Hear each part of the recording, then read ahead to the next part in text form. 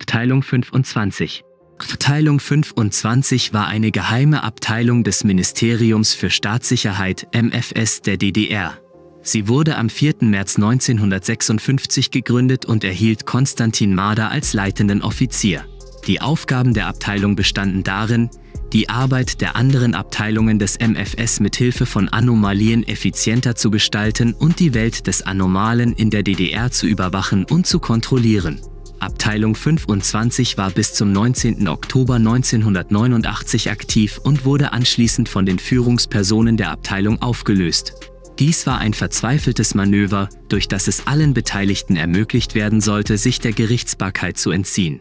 Im Zuge dieser Aktion wurde sämtliche Dokumentation von Abteilung 25 geschreddert, das Gedächtnis aller Mitarbeiter verändert und abtrünniges Personal terminiert. Die vernichteten Aufzeichnungen wurden am 2. Februar 2006 von der Foundation in Frankfurt (Oder) sichergestellt und werden momentan wieder zusammengesetzt. Abteilung 25 stellte während ihres Bestehens zahlreiche Anomalien her, bediente sich aber auch bereits existierender paranormaler Objekte. Die Verwendungszwecke ihrer Kreationen waren hauptsächlich Spionage, Spionageabwehr, Sabotage, Folter, Volkskontrolle und Kriegsführung.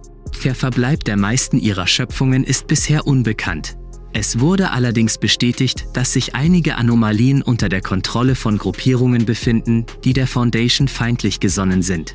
Aus wiederhergestellten Aufzeichnungen geht hervor, dass Abteilung 25 mehrere anomal begabte Individuen beschäftigte.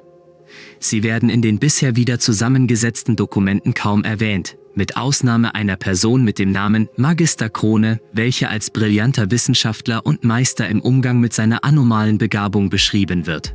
Es ist bisher nicht bekannt, was diese Begabung konkret ist. Die sichergestellten Aufzeichnungen sind einer der wenigen Anhaltspunkte, die die Foundation zur Abteilung 25 besitzt, und es kommt nur sehr selten vor, dass sie weitere erhält. Daher wurde unter der Leitung von Dr. Hoffmann Rechercheteam 25 zusammengestellt, um die zerstörten Dokumente so schnell wie möglich wieder zusammenzusetzen. Zu diesem Zweck wurde ihm das Programm Peacefinder bereitgestellt, das in der Lage ist, eingescannte Dokumentfragmente zu einem Ganzen zusammenzufügen. Aufgrund der schieren Menge an vernichteten Unterlagen ist bisher aber nur ein Bruchteil der Dokumentation wiederhergestellt.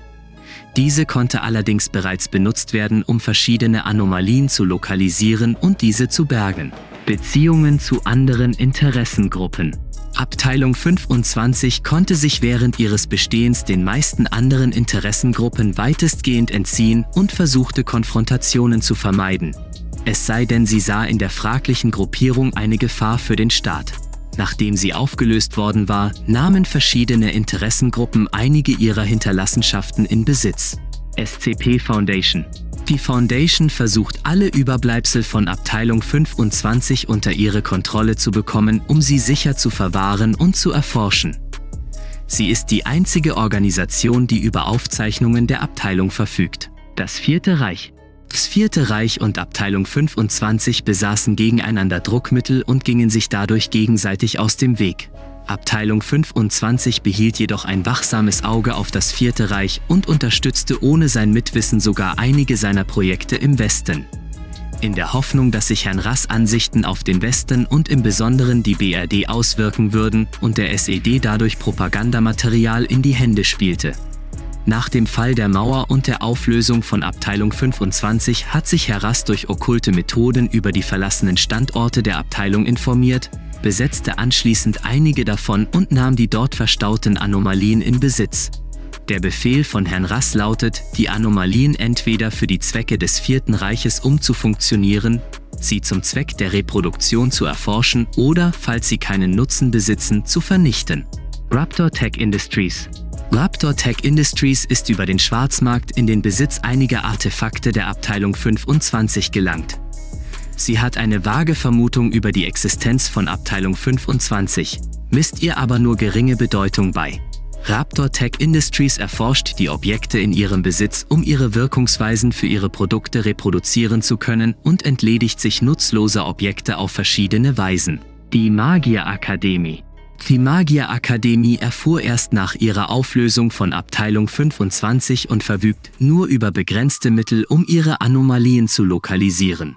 Wenn sie an Hinterlassenschaften der Abteilung kommt, wird sie alles versuchen, um diese unschädlich zu machen. Die Akademie legt außerdem besonderes Augenmerk darauf, die Foundation und andere Gruppierungen bei ihren Ermittlungen zu den anormal begabten Personen zu behindern, da es sich bei einigen von ihnen um abtrünnige Magier handelt. Abteilung 25 andererseits wusste durch die Überläufer der Akademie von ihrer Existenz, entschied sich aber dafür, sie in Ruhe zu lassen, um ihre Geheimhaltung nicht zu kompromittieren. Die Magier in ihren Reihen warben jedoch im Geheimen im Laufe der Zeit einzelne Mitglieder der Akademie an, um sich innerhalb der Abteilung Vorteile zu verschaffen. Dieses Anwerben konnte durch simple Überredung bis hin zu grausamer Erpressung erfolgen. Unliebsame Zeugen und Abtrünnige wurden von der Abteilung diskret beseitigt. Das Cecus Carneliana Kollektiv. Das Cecus Carneliana Kollektiv weist durch den Zweigcode von Abteilung 25 und versuchte während ihres Bestehens aktiv, die von ihnen gefangen gehaltenen Entitäten zu befreien. Dieses Unterfangen scheiterte jedoch größtenteils, da Abteilung 25 fast alle Standorte ihrer Einrichtungen vor dem Kollektiv geheim halten konnte. In der heutigen Zeit hält das Kollektiv weiterhin Ausschau nach den intelligenten Anomalien der Abteilung, ignoriert aber alle von ihr geschaffenen Objekte. Abteilung 25 seinerseits ging gegen die Mitglieder des Cecus Carneliana Kollektivs vor, wenn sich diese auf dem Gebiet der DDR aufhielten, da sie in ihnen eine Gefahr für den Staat sah. Bei derartigen Zusammentreffen gelang es der Abteilung in seltenen Fällen, Entitäten des Kollektivs gefangen zu nehmen, um sie zu verhören und zu erforschen. Das IMBW. Das IMBW gelangte 2000 durch Zufall an einige Objekte der Abteilung 25, besitzt jedoch keinerlei Informationen dazu. Das mangelnde Wissen über die Anwendung der Objekte führt gelegentlich zu Fehlbedienungen der Anomalien oder dem erst zu spät erfolgenden Feststellen von unerwünschten Nebenwirkungen. Das Wunderkabinett. Das Wunderkabinett stößt gelegentlich auf Überbleibsel der Abteilung und zerstört sie entweder oder arbeitet zu verkäuflichen Produkten um.